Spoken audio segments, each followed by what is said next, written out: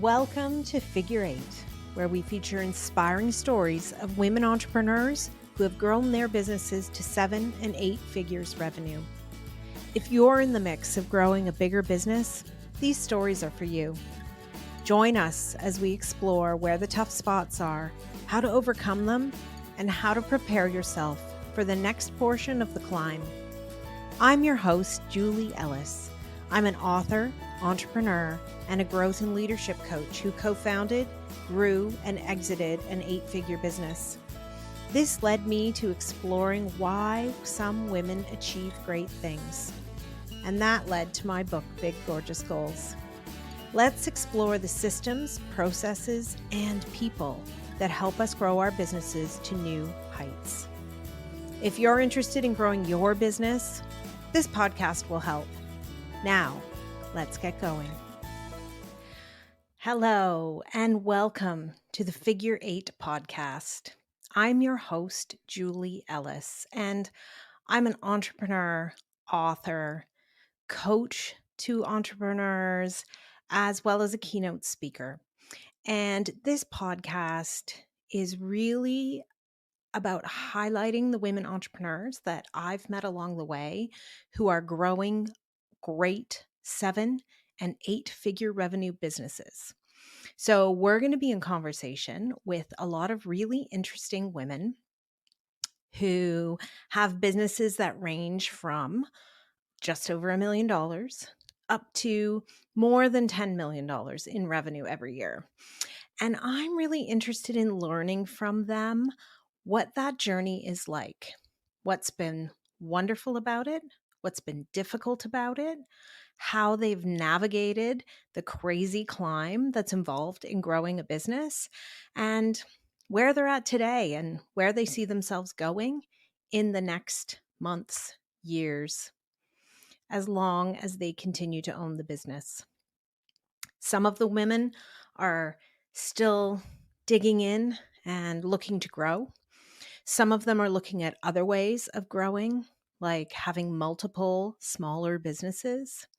Some of them have now exited, and all of their stories are so interesting. And I'm always surprised at what the commonalities are of our experiences, as well as what all the differences are. So let me tell you a little bit about myself. I have a university degree in dance. And while I was at University of Waterloo in Waterloo, Ontario, Canada, I met and became friends with some women who would prove to be very pivotal in my life. I left Waterloo and entered a management training program with one of Canada's major banks. That was a result of the part-time job I had working as a bank teller when I was in university. And I eventually worked my way up at the bank to being a licensed financial planner. So I took a lot of courses and passed a lot of tests, and I had a great book of clients that I really, really enjoyed doing full range financial planning for, as well as managing a book of investments and or credit that they had, as part of their portfolio. But something was a little bit missing for me. And I think that it was around, I wanted to climb the ladder, but I had 2 small children. And, the idea of taking a commuter train from my small city in the west end of Toronto into the big city every day and not being available when the inevitable calls came from the daycare or the school that, there was a sick child and somebody needed a pickup and all of those things. And so flashback to those friends from university. They were now all related to me through marriage.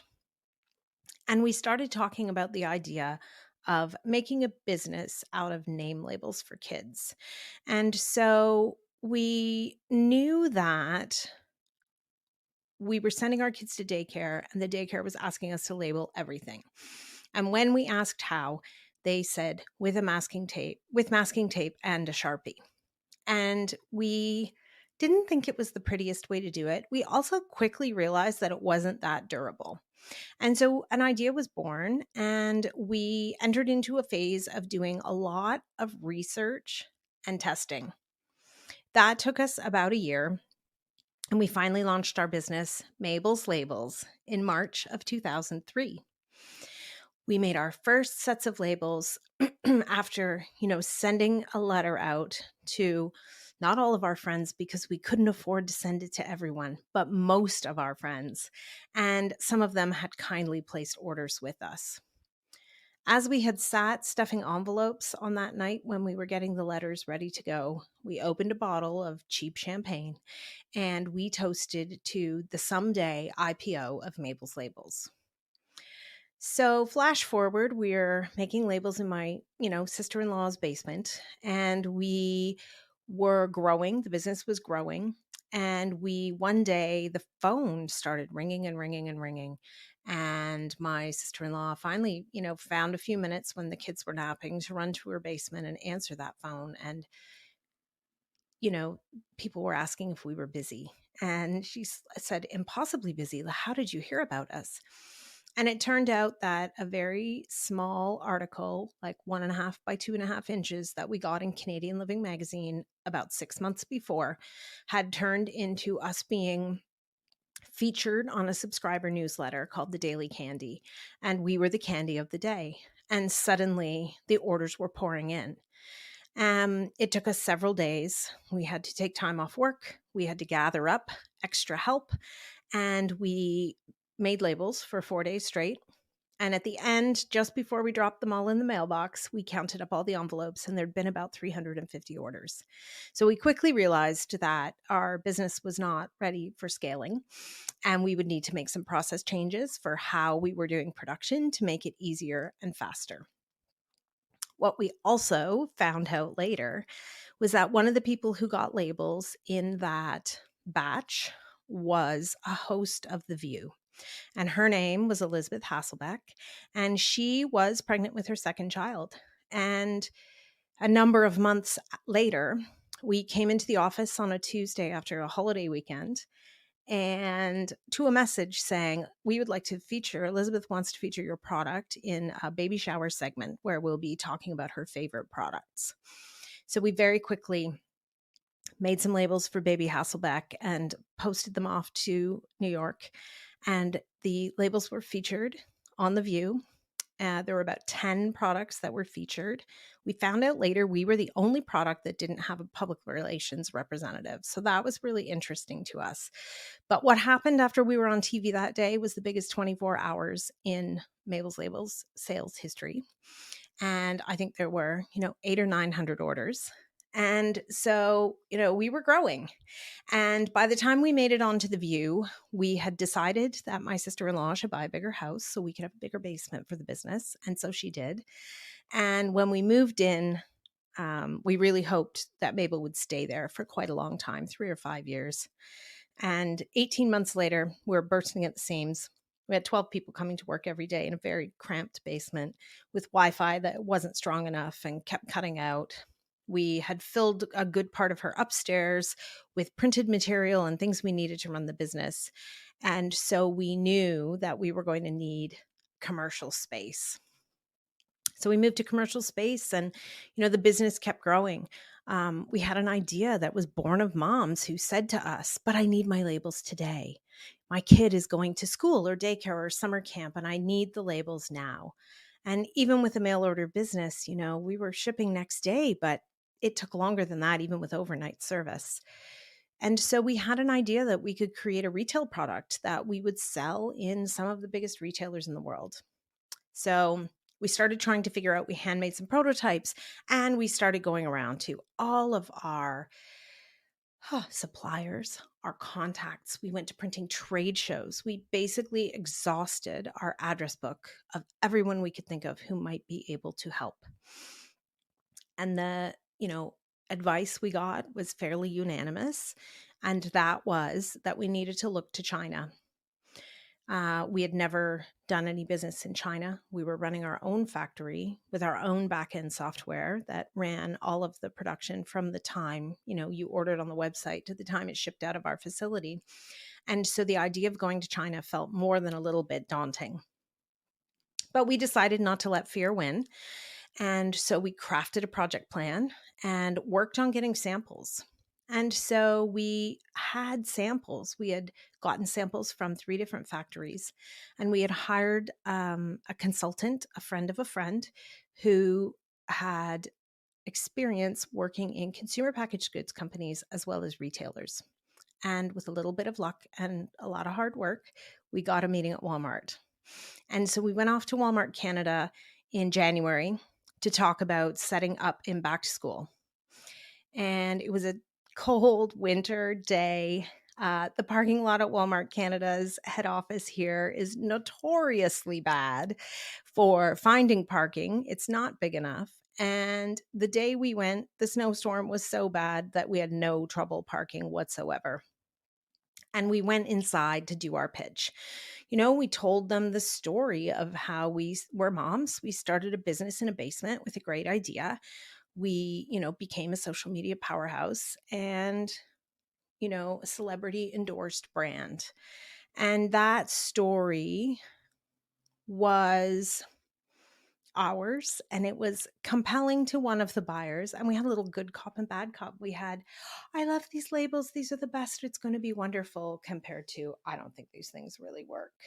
And at the end of that meeting, they sort of gave us the, well, back to school is closed and we don't see you getting in for this year, but we'll call you. And we were pretty deflated leaving that meeting. What had seemed like a big win to get the meeting at all felt a less than exciting as we walked out of the building that day. We waited for about a week, and finally we got the call. We want you for back to school, and we want to put you in our stationery section year round. And you need to deliver your labels on June 12th. Well, it was the end of January, and we sold this on samples. So we needed to get ourselves together and head off to figure out if we could find a factory that would make these labels for us. By the end of February, 1 month later, we were on the ground in China. And as I stood in the middle of a busy train station, I realized that I didn't know the language. I did not know where I was going, and I had no idea if we were going to find a factory who could fill our order. The project plan in my backpack, it felt pretty inadequate. Luckily, through a great network of contacts, we had met some people in Hong Kong on our only day there who offered so kindly to help us. And so we had someone with us in that train station who helped us get into a taxi, helped us get to our hotel, and helped us find the translator we had hired to visit the factories with us. Honestly, none of that could have happened without our friend. And so we viewed factories and we found one. And you know what? We got those labels delivered to Walmart on time, across a vast ocean, across our big country, and into the Walmart distribution center. And we got those labels made and delivered on time. It was a big accomplishment for us at Mabel's Labels. And it was a place where things could have so easily gone wrong, because we were making, a new product in a new country to us with a factory we had never worked with before. And we really didn't know how things would turn out. We also knew that we had a huge reputational risk on the line, because Walmart was well known for charging penalties if you didn't deliver on time. And, if we couldn't deliver those labels, we'd be stuck with a lot of labels we would have trouble selling, and just that reputational hit. But we made it happen. And so that incident really made me start to think about goal setting. And that goal setting became more than just, lists and check boxes. I started to think of goals in a different way, where they were bigger and a little more scary, because you were taking on a lot of unknowns when you set that goal. And so those later I came in my life to call big, gorgeous goals. So fast forward a few years beyond the Walmart sales, and we got a call one day asking us if we would be interested in selling our business. And although the business wasn't for sale, I think we were at a spot where, we'd been at it for 12 years. We knew that the next level of the journey was going to require different skills, things we didn't have. people who weren't around us yet, those kinds of things. And so ultimately, when this offer came in, after a lot of discussion with them and a lot of work, doing due diligence and actually getting the deal to close, we did sell the business to Avery Labels. And Avery is owned by a Canadian company, CCL Industries, and it appealed to us because it was a Canadian parent. They would leave the business in the building that we were currently in with the team that we currently had, and the business would continue to run and grow and flourish as a little tiny business within a much bigger business. And that was very, very appealing to us. What happened to me in that process? Well, I worked very hard in the acquisition phase. And as the, day dawned after the deal was closed, I started to think about what I wanted from it. And I really didn't know.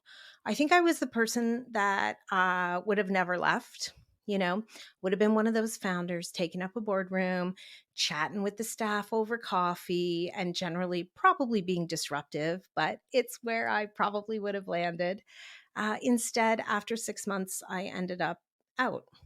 I left, and it was hard. I think when you're wired to climb for pinnacles, and we climbed and climbed and climbed at Mabel's Labels, when you find yourself on a plateau, it can be very unsettling and it can sort of upend your life.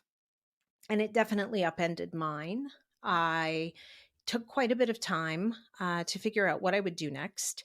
And then I went and ran a business for somebody else. And I adored my team and I loved the experience. It was fabulous.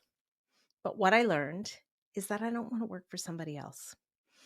And so I decided that I would leave and start my own business doing advisory work. So I built a workshop around goal setting and took on some coaching clients, became a certified coach, and started doing work with entrepreneurs. And over time, what I realized as I dipped my toe into the world of angel investing and worked with women entrepreneurs, 1.9% of venture capital money goes to women. The stats are shocking. And when I talk to women who own businesses, I think we see needs in the world that don't necessarily fit into the culture that's been built in venture capitalism. And, more businesses are started by women now. We've tipped over 50%. We don't grow them as big. And then we also don't get venture cap. So I started really thinking about what is it that makes some of us achieve really great things and others are left in the dust of their to-do lists. And as I wrote my book, I interviewed about 16 women, and their stories are in the book of how they've done great and amazing things. And I learned a lot about the need for people and process and systems to underpin people so that they have the ability to grow their business and they are able to delegate things and, have all of those pieces moving together so they can grow and achieve amazing things.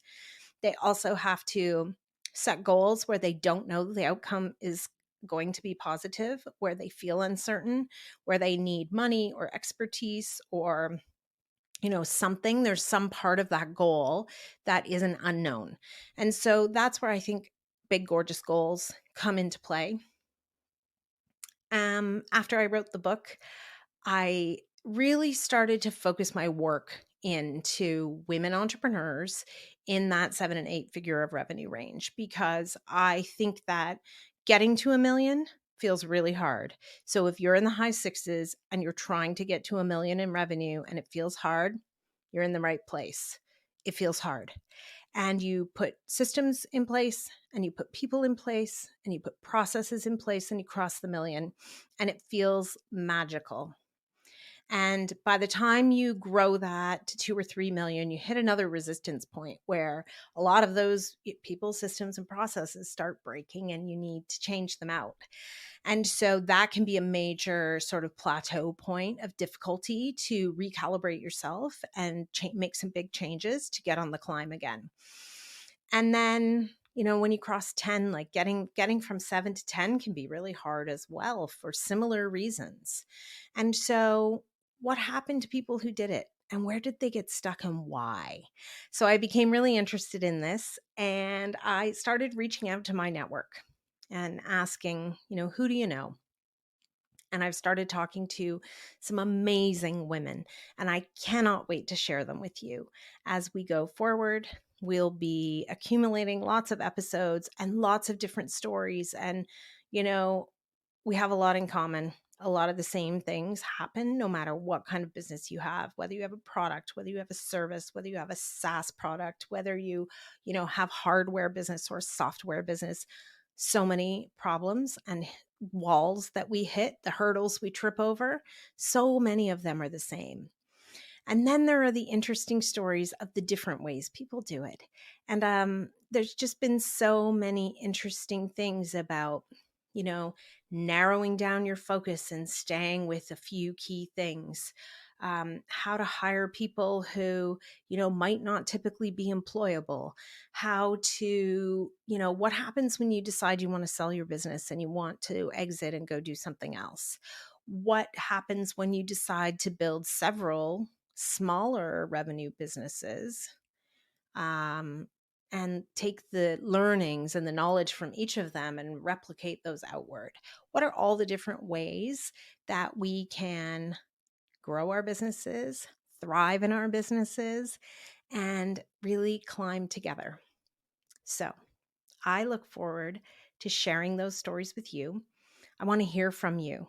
Are you a 7 or an 8-figure entrepreneur? Do you know a woman or someone female identifying that would like to be interviewed and would be a great story to tell? I'd love to hear from you. I want to cover stories of all kinds of different people who have done all kinds of different things, and I'm super excited about it. So I hope you're going to join me for the Figure 8 podcast, and I'll talk to you soon. I hope you enjoyed today's episode. Please remember to hit subscribe on your favorite podcast platform so you won't miss any episodes. Figure 8 isn't just a podcast. It's a way of seeing the big, gorgeous goals of women entrepreneurs coming to life. If you're interested in learning more, you can find my book, Big, Gorgeous Goals, on Amazon anywhere you might live. For more about my growth and leadership training programs, visit www.julieellis.ca to see how we might work together. Read my blog or sign up to get your free diagnostic. Are you ready for growth? Once again, that's www.julieellis.ca. When we work together, we all win. See you again soon for another episode of Figure 8.